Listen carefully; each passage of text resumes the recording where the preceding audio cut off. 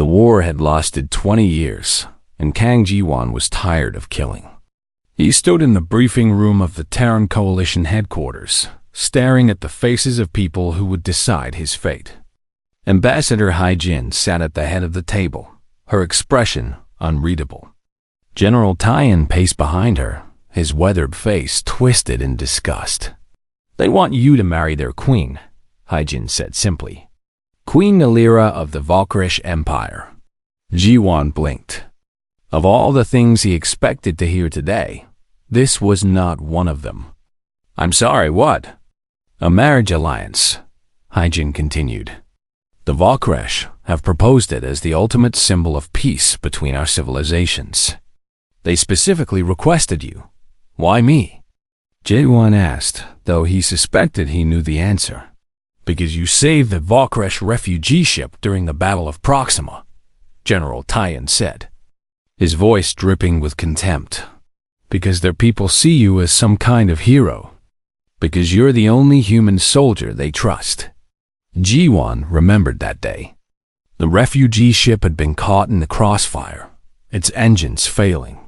He had disobeyed direct orders to pursue enemy fighters and instead used his destroyer's tractor beam to pull the ship to safety. 3,000 Valkyrish civilians, mostly children. Command had reprimanded him, but the media had called him a hero. "And if I refuse?" Ji-won asked. Hai-jin's eyes hardened. "Then the war continues. Millions more die on both sides. Is that what you want?" Ji-won looked out the window at Earth below, beautiful and blue. How many more human worlds would burn if he said no? How many more families would lose their children to this endless conflict? "I'll do it. I'll do it," he said quietly. The wedding was planned for 3 months later on the Valkyrish throne world of Valkara Prime.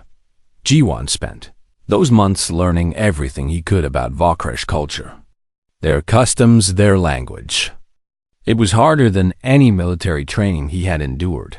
When the day finally came, Ji-won found himself standing in the Grand Hall of Unity, a massive structure built from crystal that seemed to sing when light passed through it.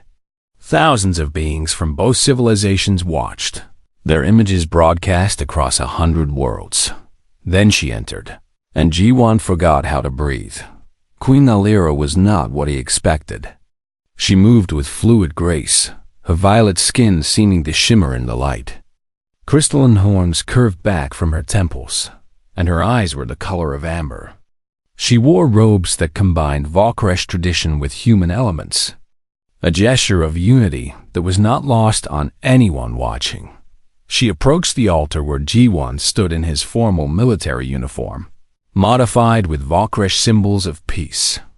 When she reached him, she extended her hand. Ji-won took it, surprised by its warmth. "Captain Kang Ji-won," she said in perfect English, her voice like music. "Thank you for coming." "Your Majesty," he replied in Valkyrish, the words clumsy on his tongue. "The honor is mine." Something flickered in her eyes. Amusement? Respect? He could not tell. The ceremony was long and elaborate. They spoke vows in both languages, exchanged gifts representing their worlds, and drank from a shared cup. When it came time for the traditional kiss, Ji-won hesitated for just a moment before Nalira leaned in and pressed her lips to his. The crowd erupted in cheers. The celebration that followed was a mix of human and Valkyrish traditions. Music from both cultures played. Food from a dozen worlds was served, and for a few hours, it seemed like peace might actually work. Ji-won was speaking with Ambassador Hai-jin when he noticed movement in the corner of his eye. Years of combat training kicked in. He saw the glint of metal, the way the Valkyrish servant moved wrong. Too focused, too intent. Without thinking, Ji-won grabbed Nalira and pulled her down just as energy blasts tore through the space where her head had been. The hall erupted in chaos. Security forces from both sides converged on the attacker, but 2 more appeared, firing into the crowd. Ji-won covered Nalira with his body as return fire lit up the hall. He felt the heat of energy bolts passing overhead, heard the screams of guests scrambling for cover. His hand found the ceremonial pistol at his hip, a human weapon given to him for show.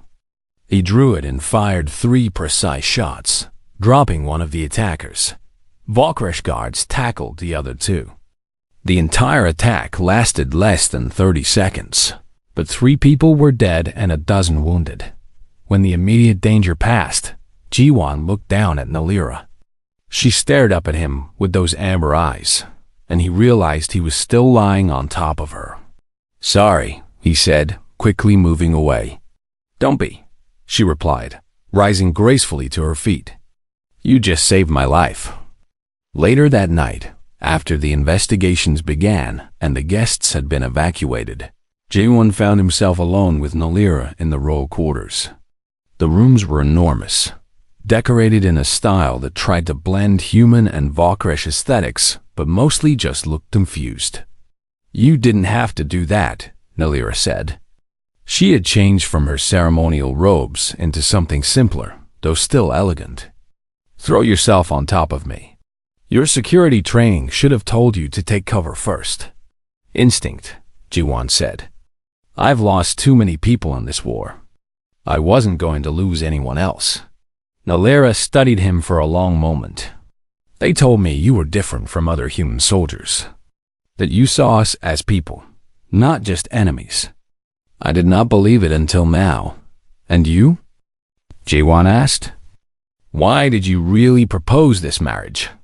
It can't just be for peace." Nalira walked to the window, looking out at the twin moons of Volcara Prime. "My people are dying, Captain. Not from your weapons, but from something else. Something we cannot stop. This war has been a distraction, a way to avoid facing the truth." "What truth?" She turned to face him, and for the first time, he saw fear in her eyes. "That we are not as strong as we pretend to be. That we need help.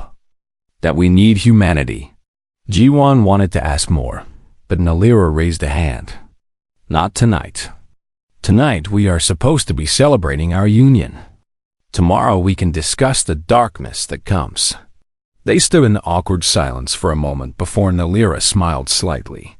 "The Valkyresh do not share sleeping quarters immediately after marriage.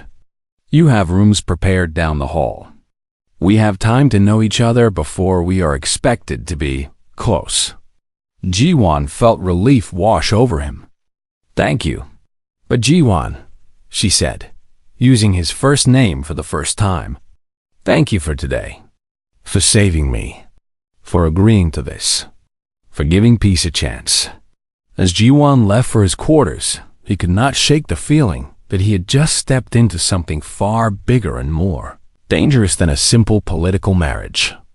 The assassination attempt proved that forces on both sides wanted this peace to fail. What he did not know was that the attack had been designed to fail, meant only to push him and Nalira closer together. And that in the shadows, both human and Valkyresh plotters were watching, waiting for the right moment to strike. The game had begun, and Jiwan was a piece on a board he did not yet understand.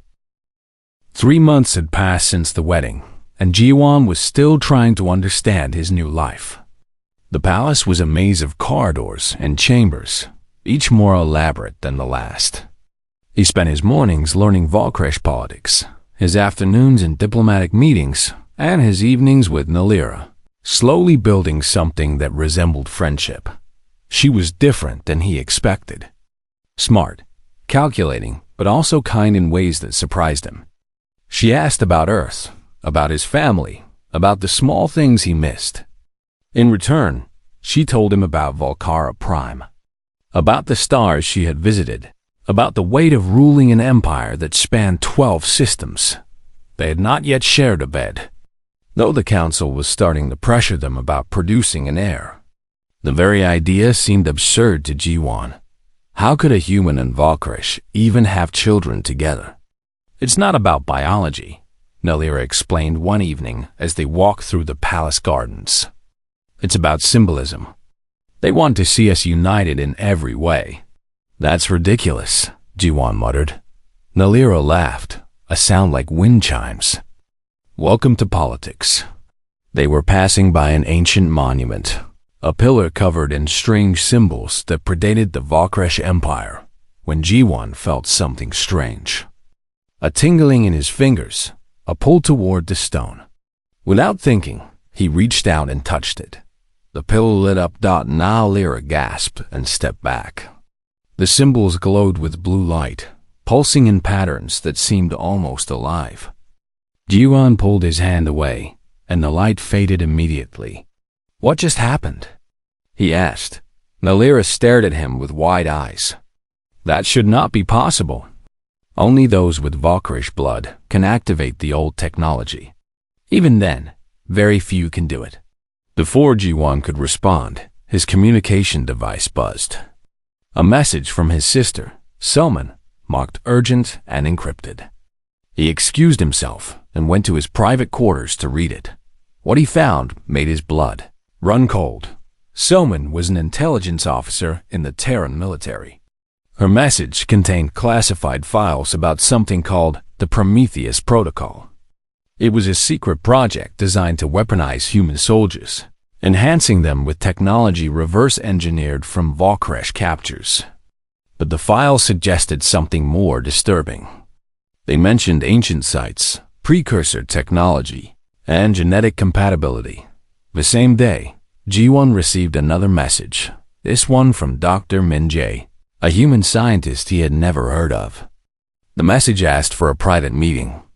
Against his better judgment, G1 agreed.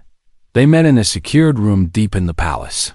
Dr. Minjay was a thin man with nervous eyes and hands that would not stop moving. Captain Kang, thank you for seeing me, he said quickly. I needed to speak with someone I could trust. Someone not involved in the military command structure. What's this about? G1 asked. I'm part of a research team studying ancient ruins on the border worlds. We found something. Evidence that humans and Valkresh share a common ancestor. A precursor civilization that existed millions of years ago. G1 felt the world tilt. That's impossible. I thought so too, until we sequenced the DNA. The genetic markers are unmistakable. Somehow, both our species descended from the same source. But here's the strange part. Humans retained certain genetic sequences that the Valkresh lost. And those sequences seem to interact with precursor technology. Like the pillar in the garden, G1 said quietly. Dr. Minja's eyes widened. You've activated something? G1 explained what happened.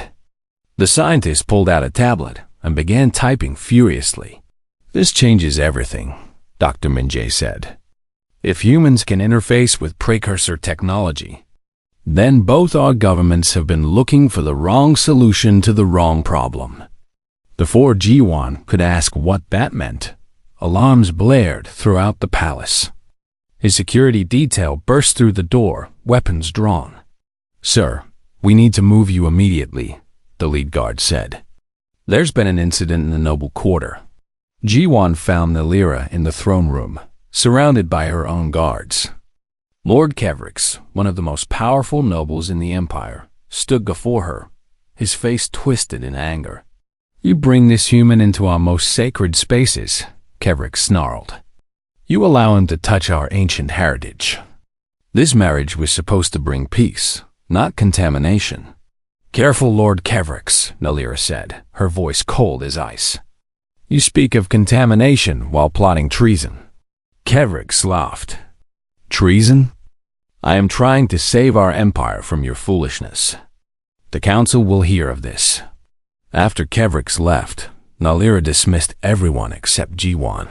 She looked tired, older than her years. He's right about one thing, she said. I have been keeping secrets from you. Sit down. It's time you knew the truth, G1 said. Our empire is failing, Nalira began.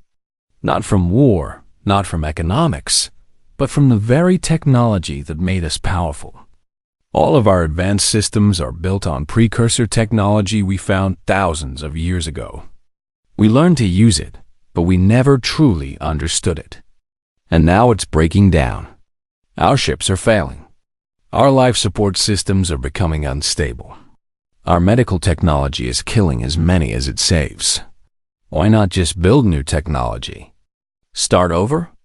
Because we can't, Nalira said, frustration clear in her voice. Our entire civilization is dependent on these systems. If they fail completely, billions will die. We've been trying to fix them for generations, but we lack something. A key. A genetic sequence that would allow us to fully interface with the technology and repair it. And you think humans have this key, Jiwan said, understanding dawning. I didn't just think it. I knew it. My researchers discovered the connection between our species years ago. That's why I proposed the marriage. Why I needed you specifically. Jiwan stood up, anger building. Anger building. So this was all a lie? The peace, the marriage, all of it. You just needed human DNA? No. Nalira stood as well, stepping closer. The peace is real. My feelings, what's growing between us, that's real too. But yes, I had other reasons. Can you blame me for trying to save my people? They stood there, staring at each other, the distance between them feeling like an ocean. I need to think, Jiwan said finally. He left the throne room and walked through the palace, his mind racing. He found himself back at the ancient pillar in the garden. This time, he deliberately touched it. The symbols lit up again, brighter than before. He could feel something in the light, like it was trying to communicate, trying to show him something. Nalira appeared beside him. I'm sorry, she said softly. I should have told you from the beginning. Yes, you should have, Jiwan replied. But he did not move away from her dot. She reached out and touched the pillar as well. The moment her hand met the stone beside his, the light exploded outward. Energy cascaded through both of them, and Jiwan felt something fundamental shift inside him. The pillar pulsed once, twice, then released a shockwave that rippled across the entire capital city. Power systems failed. Lights went out. Vehicles dropped from the sky before emergency systems caught them. And in that moment of darkness, Jiwan felt more alive than ever before. When the emergency lights came on, he and Nalira were on the ground, gasping. Guards rushed toward them. What did we just do? Jiwan asked. I don't know, Nalira said, fear and wonder mixing in her voice. But every scientist on this planet just detected it. They're going to have questions. Questions, Jiwan thought, were the least of their problems. Because in that moment of connection, he had felt something else. Something vast and ancient waking up after a very long sleep. And it had felt him too. Across the galaxy, sensors registered an energy signature that had not been seen in millions of years. In hidden facilities on both human and Valkresh worlds, alarms began to sound. And in the dark spaces between stars, something stirred, turning its attention toward the source of that ancient call. The dream started that night. Yuan saw cities that had never existed, at least not in his lifetime. Vast structures reaching toward alien stars, beings that looked neither human nor Valkresh, but somehow both.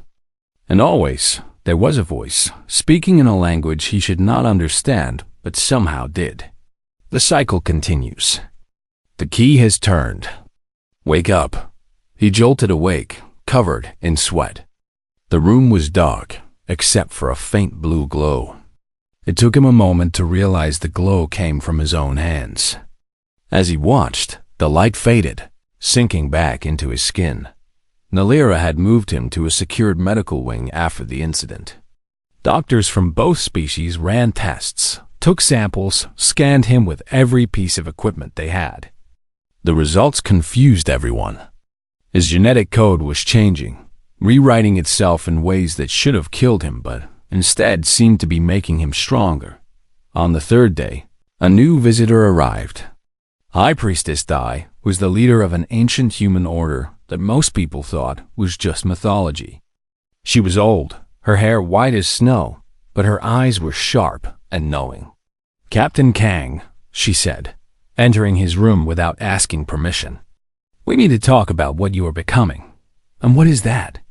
Ji-won asked, tired of mysteries. "A keybearer. One who carries the complete genetic legacy of the precursor civilization. We have guarded knowledge of your kind for thousands of years, waiting for this day," she explained, and with each word, Ji-won's understanding of reality shifted. The precursor civilization had not simply died out. They had transformed, spreading their genetic code across the galaxy, hiding it in dozens of species. Humans received certain sequences. The Valkyresh received others. Separately, the code was dormant. Together, it activated. But why? Ji-won asked. "Protection," Daya said. "They knew something was coming.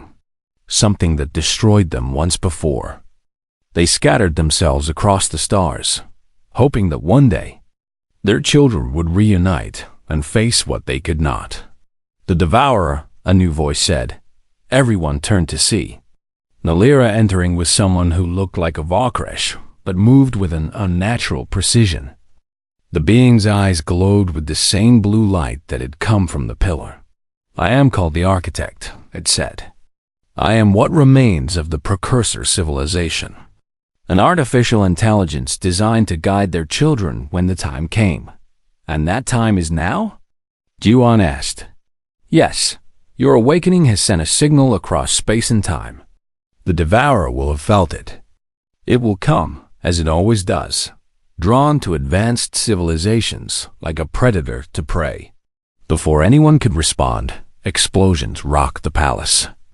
Ji-won ran to the window and saw ships descending, bearing the marks of Lord Kevrix's house. The coup had begun.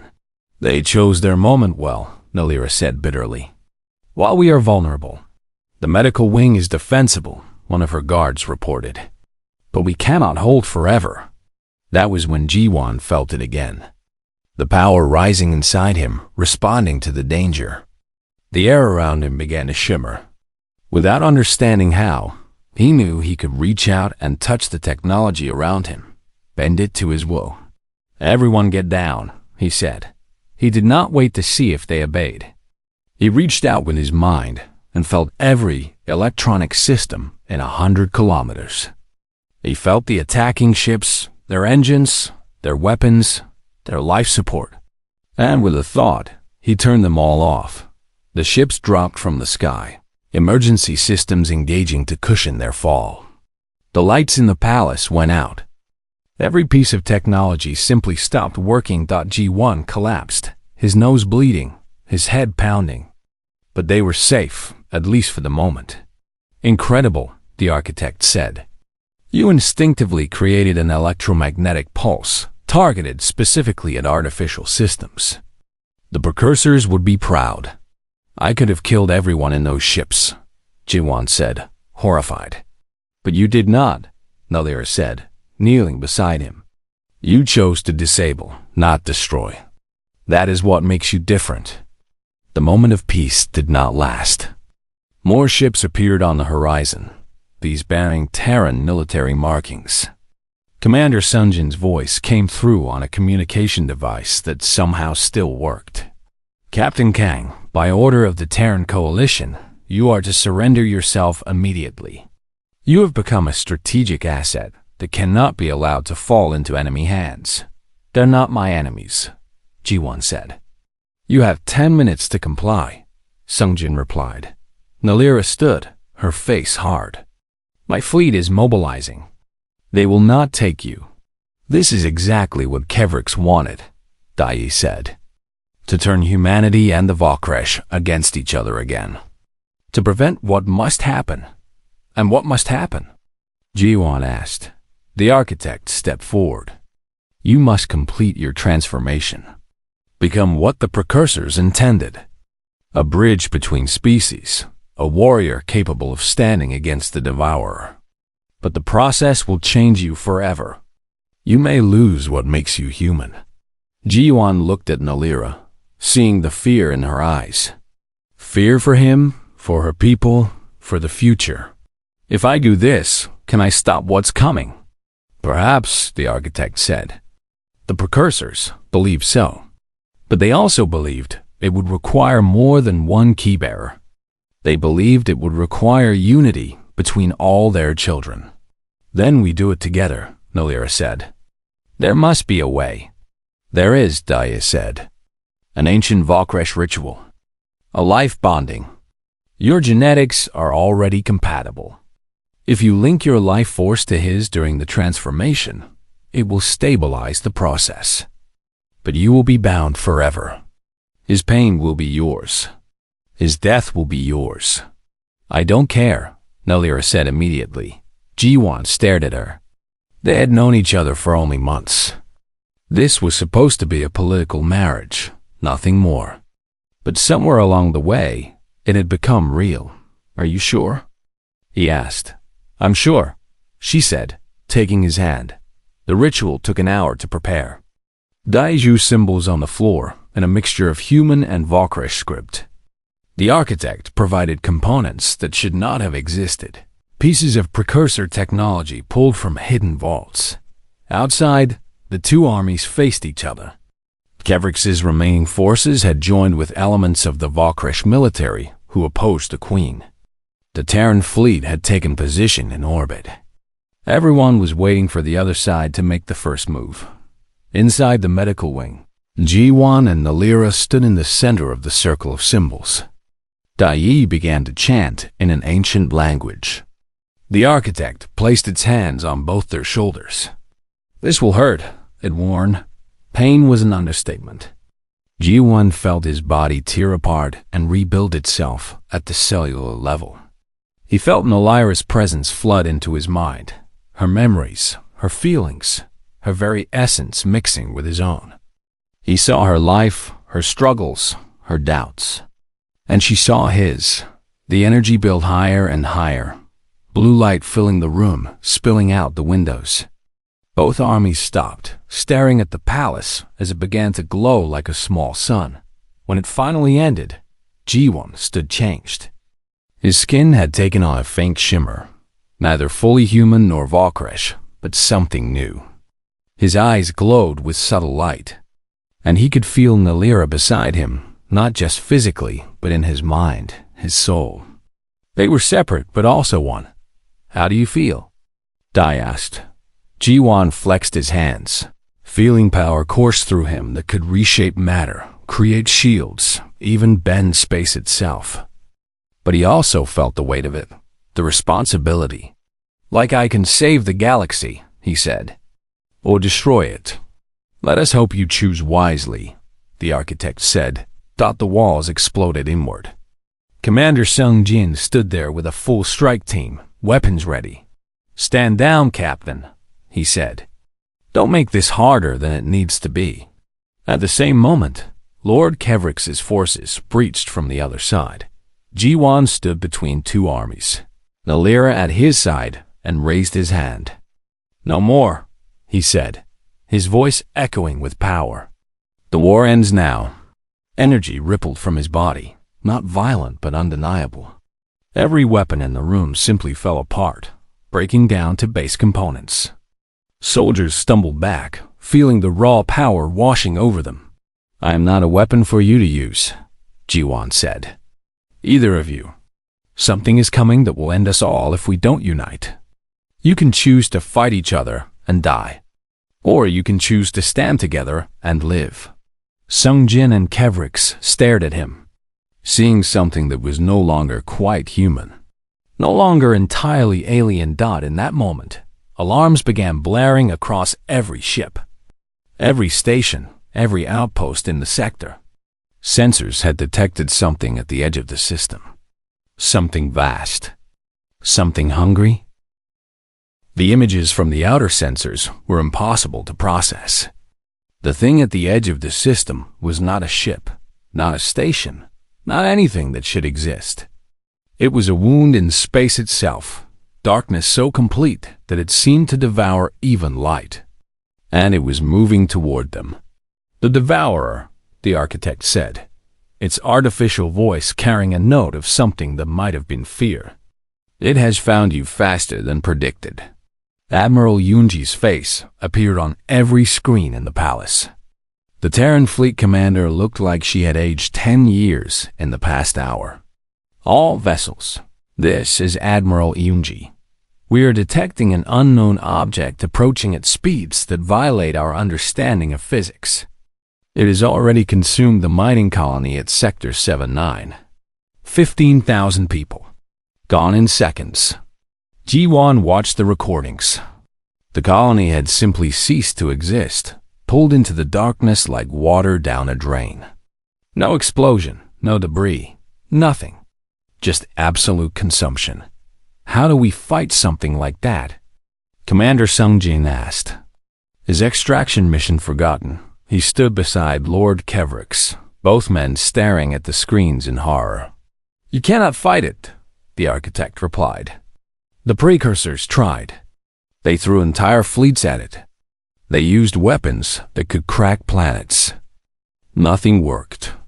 The Devourer exists outside normal space-time. It is less a creature and more a force of nature. A cosmic inevitability. Then how did they stop it before?" Nalira asked. "They did not stop it. They imprisoned it.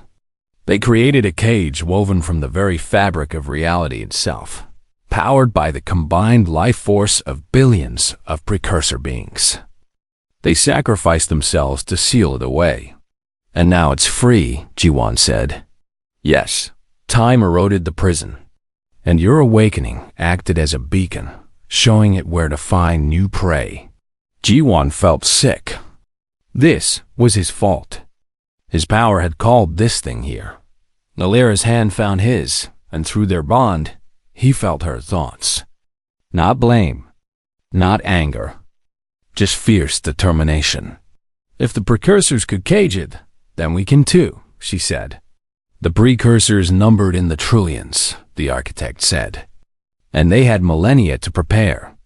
You have hours before it reaches this world." Seer Myre, a Vokresh mystic who had joined them after the ritual, stepped forward. She had said nothing until now, her eyes distant and unfocused. "The old prophecies speak of this moment," she said. "They say the key will open 2 doors. One to salvation, one to damnation. The choice belongs to the one who bridges the divide." "More riddles," Kevrix spat. "We need solutions, not mysticism." "They are the same thing," Myre replied calmly. "The prophecy says that only through union can the cage be remade. Not the union of 2 people, but of 2 species. The precursors were one civilization. We are divided. That is why we are weak." Dr. Minjae, who had been working frantically at a terminal, looked up. "She's right. I've been analyzing the energy signatures from Ji-Wan's transformation. The power he's displaying comes from the integration of human and Vokresh genetic sequences. Separately, we are incomplete. Together, we are what the precursors were." "You're suggesting we merge our species?" General Tyen's voice came through the communication channel. "That's insane. More insane than that thing coming to eat us all?" Dr. Minjae shot back. The Devourer consumed another outpost. Then another. It was accelerating, growing stronger with each meal. Ji-Wan closed his eyes and reached out with his power. He could feel the Devourer now, a vast emptiness that pulled at the edges of his consciousness. It was hungry, endlessly hungry, and it would never stop. It could not stop. Consumption was its nature, but he also felt something else. The echo of the precursor civilization, their memories stored in the ancient technology scattered across the galaxy. He saw how they had built the prison, weaving threads of reality together, anchoring it with their collective will. And he understood what it would cost. "There is a way," he said, opening his eyes. "But I have to be the anchor. I have to sacrifice my physical form to become the lock that holds the Devourer." "No," Nalira said immediately. "There has to be another way. The architect said it requires the life force of billions. I am connected to the precursor technology. I can channel that energy, but someone has to hold it in place. Someone has to become the prison. Through their bond, Nalira felt his certainty, felt his acceptance of this fate, and she rejected it with every fiber of her being. "Wait," Dr. Minjay said, typing furiously. "What if we distribute the burden? If enough people willingly integrated their genetics, merged human and Volkresh DNA, we could create a network. Share the load across thousands instead of placing it all on one person." "The transformation process takes time," Daya said. "Time we do not have." "Not if we use the precursor technology," the architect said. "I can accelerate the process, but it would require volunteers from both species, and it would change them fundamentally. They would no longer be fully human or fully Volkresh. They would be something new." Silence fell over the room. Through the screens, they could see both fleets, hundreds of ships representing billions of people. Would any of them be willing to give up their very identity to stop this threat? Ji-Wan made a decision. He activated every communication channel, broadcasting to every ship, every station, every world in range. "My name is Kang Ji-Wan," he said. "I am human. I married Queen Nalira for peace, but I discovered something greater. A truth that has been hidden for millions of years. Humanity and the Volkresh are not enemies. We are family. Children of the same ancient civilization, separated by time and space." He felt Nalira join the broadcast, her voice blending with his. "Now our parents' enemy has returned," she said. "It will consume everything we are, everything we have built, unless we stand united. Not as allies, not as partners, but as one people." "We are asking for volunteers," Ji-Wan continued. "People willing to transform, to merge their genetics with the other species. It will change you forever, but it is the only way to stop what is coming." He expected silence, expected rejection, expected fear. Instead, the first voice came from an unexpected source. "I volunteer," Commander Sungjin said. "I've spent 20 years fighting the Volkresh. Maybe it's time I tried understanding them instead."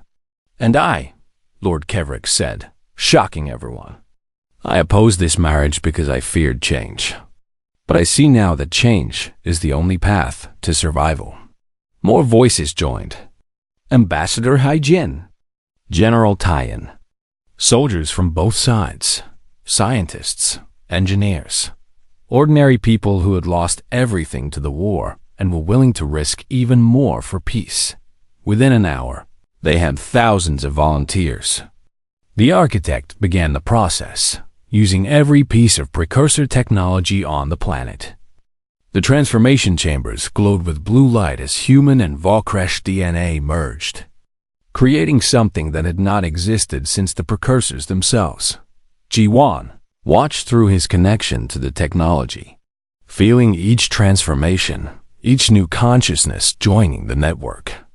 It was beautiful and terrifying, but it would not be enough. Even with thousands linked together, the mathematics were clear. They could slow the devourer, maybe even contain it temporarily, but not permanently. Someone still needed to anchor the prison. "I know what you are thinking," Nalira said, "and I will not let you do it alone." "We are bonded," Ji-Wan reminded her. "If I anchor the prison, you die too. Then we die together," she said simply. The devourer reached the outer planets. Billions died in moments. The combined fleet engaged, throwing everything they had at the darkness. It was like fighting the void itself. Weapons passed through it. Ships that got too close simply vanished, but the transformed volunteers were ready. Thousands of minds linked together, human and Volkresh as one. They reached out with Ji-Wan at their center, weaving threads of reality into a net. Now, the architect commanded. Ji-Wan released his power. Energy flooded through the network, each volunteer adding their strength. The net closed around the devourer, pulling tight, holding it in place. but the Devourer fought back.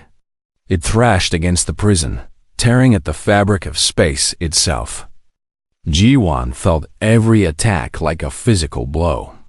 He felt the network starting to fail, people dropping out as the strain became too much. "We need more power," he gasped. That was when something impossible happened. More voices joined the network. Not hundreds, not thousands, millions. People across both empires, sensing what was happening, offering their will if not their genetics. A gesture of faith in a future they might never see. And it was enough. The prison solidified, reality itself reshaping around the Devourer. But Ji-won knew was not complete. It needed an anchor. It needed him. He prepared to give everything when Nalira stopped him. "Not permanently," she said. "The architect showed me something while you were fighting. We don't have to sacrifice ourselves completely. We can anchor the prison with our consciousness, taking turns. Periods in stasis, maintaining the seal, then brief times awake to live." It was not perfect. It was not the happy ending he wanted. But it was something. A chance at life, even if only in pieces. "Together?" he asked. "Always together," she replied. The decision echoed across the galaxy. Every major news network, every communication channel, every screen showed the same thing. Ji-won and Nalira standing before their people, explaining what had to be done, what it would cost, what it might give them. "The Devourer cannot be destroyed," Ji-won said, his voice carrying to billions. "But it can be contained. We have created a prison, but it needs anchors. Nalira and I will serve as those anchors, maintaining the seal with our consciousness. We will spend most of our time in stasis," Nalira continued. "Decades, perhaps centuries. But there will be brief periods when we wake. Times when we can walk among you, guide you, help you build the future we fought to protect." The response was not what they expected. It was not fear or grief. It was gratitude and anger at a universe that demanded such sacrifice. Admiral Yoonji broadcast from her flagship. "Then we make sure those sacrifices matter. We build something worthy of what you are giving us. A true union of our civilizations." The work began immediately. The transformed volunteers became the foundation of a new society. No longer fully human or Valkyrish, they could bridge both cultures, understand both perspectives. They became teachers, diplomats, engineers of a new world order. Dr. Min-jae led the scientific effort to stabilize the prison. Using precursor technology and data from the architect, they created support systems that would help Ji-won and Nalira maintain the seal without burning out their minds. Seer Myre worked with High Priestess Dai to develop rituals that blended human and Valkyrish spirituality. Different but complementary, like the species themselves. Lord Kevrix, transformed and humbled, became an advocate for unity. He used his political power to dismantle the old empire structure, replacing it with something more democratic, more inclusive. Commander Sung Jin did the same on the human side. His military authority leveraged to push through reforms that had seemed impossible just days before, but there were still those who resisted. Factions on both sides who saw the transformation as a betrayal of their species. They attempted sabotage, assassination, terrorism.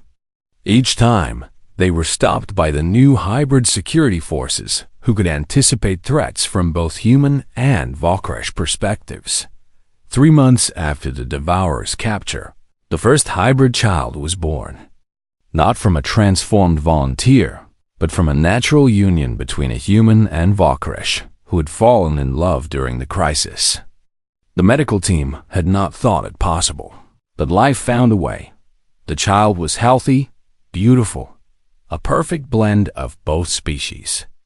They named her Hana, meaning one in both Korean and an ancient Valkyrish dialect, when Ji-won and Nalira held her for the first time.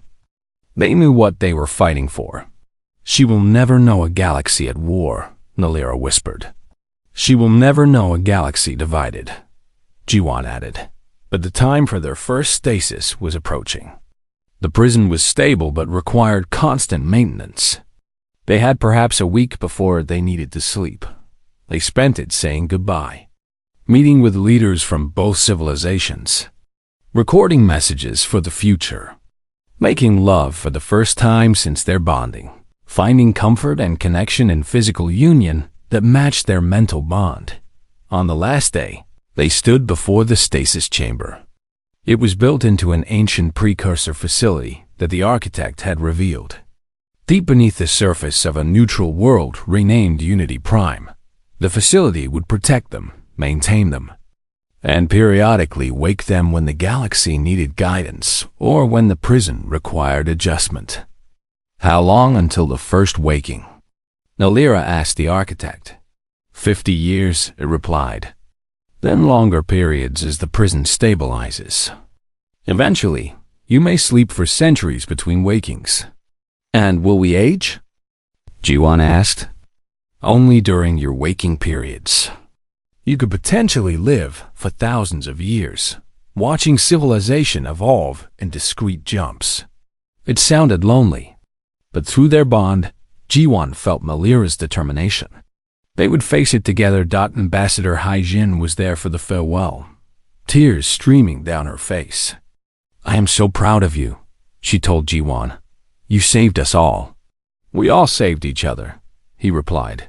His sister Selman was there too, transformed now, her skin showing the subtle shimmer of hybrid genetics. "I will make sure they remember you," she promised.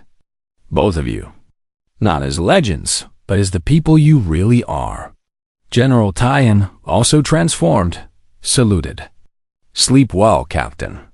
We will build something worth waking up to." The moment came. Jiwan and Nalira entered the chamber together, lying down on platforms that would hold them for decades. Through their bond, they felt each other's fear and courage in equal measure. "I love you," Nalira said. "I never thought I would say that to a human." "I love you too," Jiwan replied. "I never thought I would say it to anyone." The chamber sealed. The stasis field activated, and the galaxy moved on. 50 years passed in what felt like a single heartbeat. When Jiwan and Nalira woke, the world had changed dramatically. Unity Prime had become the capital of the new unified civilizations, a government that represented both former humans and former Volkresh. The war was a distant memory, taught in history classes, but not felt in hearts. Hybrid children like Hannah, now 50 years old and a leader in her own right, welcomed them. They spent 6 months awake, learning about the new galaxy, offering guidance, adjusting the prison parameters. Then they slept again. The second waking came 100 years later. More changes. The hybrid population now outnumbered the pure-blooded members of either original species. New technologies bloomed, combining human innovation with Volkresh artistry. The first colony ships departed for distant galaxies, spreading their unified civilization across the stars. Each waking brought new wonders. Each sleep brought dreams of the devourer, struggling against its cage, kept at bay only by their constant vigilance. By their 10th waking, 3,000 years had passed. Pure-blooded humans and Volkresh were extinct, remembered fondly but without regret. The new species called themselves the Unity, and they had spread across half the galaxy. But something else had changed. The prison was becoming easier to maintain. The distributed network of minds that supported it had grown so large, so strong, that Jiwan and Nalira's role was less critical. The architect explained during that waking. The Unity has matured. Their collective will is powerful enough to maintain the prison without constant anchors. You could wake permanently if you wished. Jiwan and Nalira looked at each other, communicating through their bond. 3,000 years of sacrifice. 3,000 years of watching the galaxy in frozen moments. Was it finally over? What about the Devourer? Nalira asked. It is secure. As long as the Unity maintains their civilization, maintains their connection to each other, the prison will hold. They chose to wake, to live the rest of their lives in real time, however long that might be. They were young again, the stasis having preserved them perfectly, but their minds carried the weight of millennia. The galaxy celebrated their awakening. A year-long festival spanning 1,000 worlds. G1 and Nalira attended what they could, but mostly they just wanted peace. Time to be a couple without the weight of the galaxy on their shoulders. They settled on a quiet colony world at the edge of Unity space. Built a home with their own hands, combining design elements from ancient Earth and old Valkara Prime. Planted a garden. Adopted children who had lost their parents in an accident. One evening, sitting on their porch watching a triple sunset, Nalira asked the question that had haunted her through their long sleep. Do you regret it? The marriage? Everything that came after? Jiwon thought about the soldier he had been. Tired of war, expecting to die young. He had never imagined living for thousands of years, becoming a living legend, helping birth a new civilization. I regret the pain we went through, he said honestly. I regret the time we lost. But I don't regret you. I don't regret us. I don't regret what we built. What we helped build, Nalira corrected. It was never just us. It was billions of people choosing unity over division. That night, as they lay in bed, Jiwon felt a familiar tingle in his mind. The architect, reaching out across space. I wanted you to know, it said. We have detected other keybearers awakening in distant galaxies. Your signal has spread farther than we thought. Other species are beginning to unite. The cycle continues, as it was always meant to. Will they face devourers too? Jiwon asked. Perhaps. But now they have your example. Proof that unity is possible. That it is worth the cost. After the architect disconnected, Nalira curled closer to Jiwon. We started something bigger than we imagined. We started something the precursors hoped for, Jiwon replied. A galaxy where different species do not destroy each other, but become each other. Where diversity is strength, not weakness. Very philosophical for a former soldier, Nalira teased. I learned from a very wise queen. He said they fell asleep in each other's arms. Their bond humming quietly in the background. Outside, the triple sun set on a galaxy forever changed. A galaxy where an alien queen wed a human for peace. And together they unleashed power that shook the stars. But more than that, they unleashed hope. And in the end, that was the greatest power of all years later. On their 100th anniversary, they stood before a monument built in their honor. It showed them as they had been on their wedding day, young and uncertain, holding hands while two civilizations watched. The inscription beneath read simple.